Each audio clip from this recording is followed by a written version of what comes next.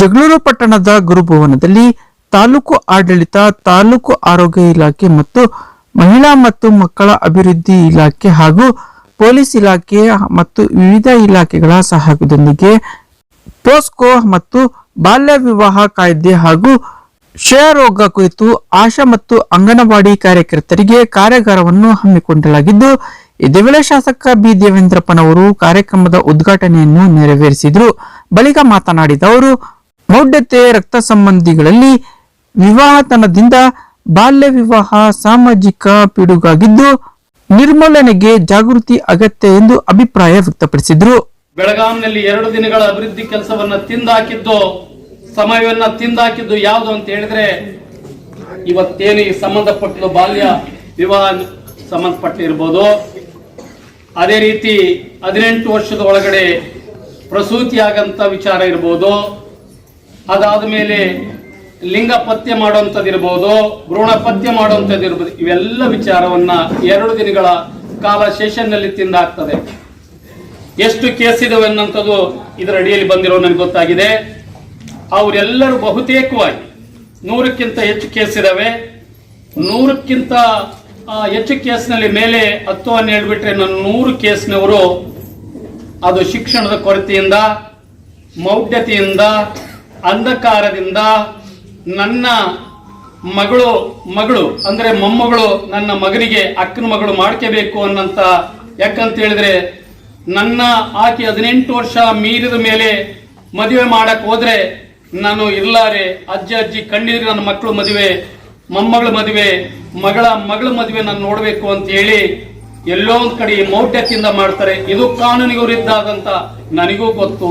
ಆ ತಪ್ಪು ಮಾಡಿದ್ರನ್ನ ಒಳಗಾಕೋದ್ ಮುಖ್ಯ ಅಲ್ಲ, ಒಳಗೆ ಹೋಗೋದಕ್ಕಿಂತ ಮುಂಚೆ ಏನ್ ತಪ್ಪು ಮಾಡ್ತಾರೋ ಇದು ತಪ್ಪು ಅನ್ನೋಂತ ತಿಳುವಳಿಕೆಯನ್ನ, ಅರಿವನ್ನ ಮೂಡಿಸೋ ಕಾರ್ಯಕ್ರಮನೇ ಈ ಕಾರ್ಯಕ್ರಮದ ಉದ್ದೇಶ ಅನ್ನೋ ಮಾತನ್ನ ಹೇಳಿ, ಇವತ್ತಿಂದನೇ ನೀವು ಕಾರ್ಯಪ್ರವೃತ್ತರಾಗ್ರಿ. ನಿಮ್ಮವೇನಾದ್ರೂ ಸಮಸ್ಯೆಗಳನ್ನ ಬರೇ ಸರ್ ನೀವು ನಮಗೆ ಕೆಲಸ ಹೇಳಿದ್ರಿ, ಮತ್ತೆ ನಮ್ಮ ಕೂಗನ್ನ, ಧ್ವನಿಯನ್ನ, ನಮ್ಮ ನೋವನ್ನ ಕೇಳೋರು ಯಾರಂತ ಹೇಳಿದ್ರೆ ಖಂಡಿತವಾಗ್ಲೂ ನಿಮಗೆ ಬೆರಳಿಕೆಯಲ್ಲಿ ಇರ್ತಕ್ಕಂಥ ಸಂಭಾವನೆ.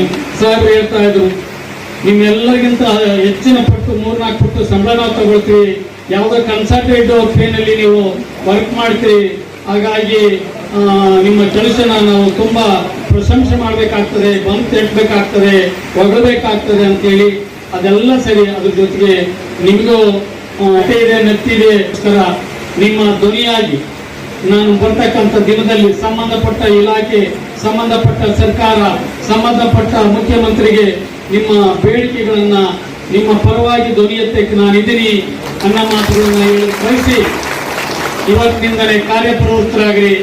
ಹೇಳೋದನ್ನ ಹೆಂಗೆ ಹೇಳ್ಬೇಕು ಅದನ್ನ ಅವ್ರಿಗೆ ಹೇಳಿ, ಮಾಹಿತಿಯನ್ನ ಪಡೆದು ಸಂಬಂಧಪಟ್ಟ ಇಲಾಖೆ ಇರ್ಬೋದು, ನಾನಿರ್ಬೋದು, ನಮ್ಮ ಪೊಲೀಸ್ ಇಲಾಖೆ ಇರ್ಬೋದು, ಇವ್ರಿಗೆಲ್ಲ ನೀವು ಗೌಪ್ಯತೆ ಇದ್ರೆ, ರಹಸ್ಯವಾಗಿದ್ರೆ ನಾವು ನಿಮ್ಮ ಮಾಹಿತಿಯ ಸೋರಿಕೆ ಆಗದೆ ರಹಸ್ಯವಾಗಿ ಅವರಿಗೆ ಅನ್ಯಾಯಕ್ಕೆ ಒಳಗಾಗದೆ ನಿಮಗೂ ನಿಮ್ಮನ್ನ ರಕ್ಷಣೆ ಮಾಡಿಕೊಂಡು ಮಾಡಿಸೋ ಒಂದು ನಿಟ್ಟಿನಲ್ಲಿ ನಾವು ನೀವು ಎಲ್ಲರೂ ಸೇರಿ ಅಭಿವೃದ್ಧಿಯ ಹೆಜ್ಜೆಯನ್ನ ಹಾಕೋಣ ಅನ್ನೋ ಮಾತನ್ನು ಹೇಳಿ ಬಹಳ ಅರ್ಥಪೂರ್ಣವಾಗಿ ಮಾತಾಡಿದೆ.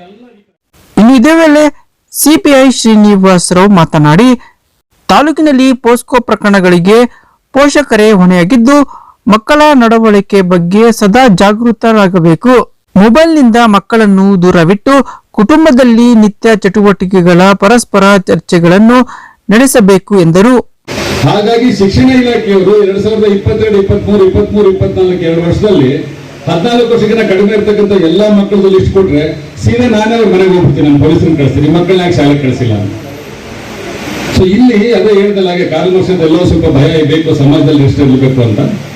ಎರಡನೇದು, ಮದುವೆ ಮಾಡಿಸೋದು ದೊಡ್ಡದಲ್ಲ. ಆ ಮದುವೆ ಮಾಡಿಸ್ಬೇಕಾದ್ರೆ ಸೆಕ್ಷನ್ 9 and 10 ಅಂತ ಕಲಂ 9 ಮತ್ತು 10 ಅದು ಕನಿಷ್ಠ 1 ವರ್ಷ ಶಿಕ್ಷೆ ಇದೆ. ಯಾರ್ಯಾರು ಹೋಗ್ಬೋದಕ್ಕೆ? ಗಂಡು ತೋರಿಸಿದವರು, ಹೆಣ್ಣು ತೋರಿಸಿದವರು, ಅಕ್ಕಿ ಕಾಳು ಹಾಕಿದವರು, ಫೋಟೋ ತೆಗೆದವರು, ಶಾಮಿಯಾನ ಹಾಕಿದವರು, ಅಡಿಗೆ ಮಾಡಿಸಿದವರು, ಊಟ ಮಾಡಿದವರು, ಬಡಿಸಿದವರು, ಮಂತ್ರ ಓದಿದವರು. ಈ ಸಂದರ್ಭದಲ್ಲಿ ತಹಸೀಲ್ದಾರ್ ಸೈಯದ್ ಕಲಿಮುಲ್ಲಾ, ಮಹಿಳಾ ಮತ್ತು ಮಕ್ಕಳ ಕಲ್ಯಾಣ ಇಲಾಖೆಯ ಉಪನಿರ್ದೇಶಕಿ ವಸಂತಿ, ಆರ್ಸಿಪಿಆರ್ ಅಧಿಕಾರಿ ರೇಣುಕಾ ರದ್ಯ, ಜಿಲ್ಲಾ ಕ್ಷಯರೋಗ ನಿರ್ಮೂಲನಾ ಅಧಿಕಾರಿ ಡಾಕ್ಟರ್ ಮುರಳೀಧರ್, ಮಕ್ಕಳ ಮತ್ತು ಮಹಿಳಾ ರಕ್ಷಣಾ ಘಟಕದ ಸದಸ್ಯೆ ಕವಿತಾ, ನೌಕರರ ಸಂಘದ ತಾಲೂಕು ಅಧ್ಯಕ್ಷ ಸಿಬಿ ನಾಗರಾಜ್, ಪಟ್ಟಣ ಪಂಚಾಯಿತಿ ಮುಖ್ಯಾಧಿಕಾರಿ ಲೋಕ್ಯ ನಾಯಕ್, ಮಹಿಳಾ ಮತ್ತು ಮಕ್ಕಳ ಅಭಿವೃದ್ಧಿ ಇಲಾಖೆ ಅಧಿಕಾರಿ ಬೀರೇಂದ್ರ ಕುಮಾರ್, ತಾಲೂಕು ವೈದ್ಯಾಧಿಕಾರಿ ಡಾಕ್ಟರ್ ವಿಶ್ವನಾಥ್, ತಾಲೂಕು ಆಸ್ಪತ್ರೆಯ ಆಡಳಿತ ವೈದ್ಯಾಧಿಕಾರಿ ಡಾಕ್ಟರ್ ಷಣ್ಮುಖಪ್ಪ, ಮುಖಂಡರಾದ ಪಲ್ಲಗಟ್ಟೆ ಶೇಖರಪ್ಪ, ಮೊಹಮ್ಮದ್ ಗೋಸ್ಪೀರ್, ವಕೀಲ ಅನೂಪ್ ರೆಡ್ಡಿ ಸೇರಿದಂತೆ ಆಶಾ ಮತ್ತು ಅಂಗನವಾಡಿ ಕಾರ್ಯಕರ್ತರು, ಆರೋಗ್ಯ ಇಲಾಖೆ ಸಿಬ್ಬಂದಿಗಳು ಮತ್ತಿತರರಿದ್ದರು. ಮುಖ ಕಾಣಿಸುತ್ತೆ ಅಲ್ವಾ? MLA ಖಂಡಿತ ಹೇಳೋದಿಲ್ಲ. ಬಹುಶಃ ಇವತ್ತು ಈಸಿದ್ದಾರೆ ಅಂತಂದ್ರೆ ಮಕ್ಕಳಿಗೋಸ್ಕರ ಅವರಿಗೆ ಇರುವಂತ ಕಳಕಳಿಯನ್ನು ಅದು ಎತ್ತಿ ತೋರಿಸುತ್ತೆ. ಇಲ್ಲಾಂದ್ರೆ ಯಾರು ಇಷ್ಟು ದೊಡ್ಡ, ಹಾಗಾಗಿ ಇವತ್ತು ನೀವು ಯಾರಿಗೂ ಹೆದರ್ಬೇಕಾಗಿಲ್ಲ. ತಪ್ಪು ನಡೆದಿದೆ ಅಂದ್ರೆ ಅಲ್ಲಿ ಕಾನೂನಿದೆ, ಆ ಕಾನೂನಿನ ಅಡಿಯಲ್ಲಿ ತಾವು FIR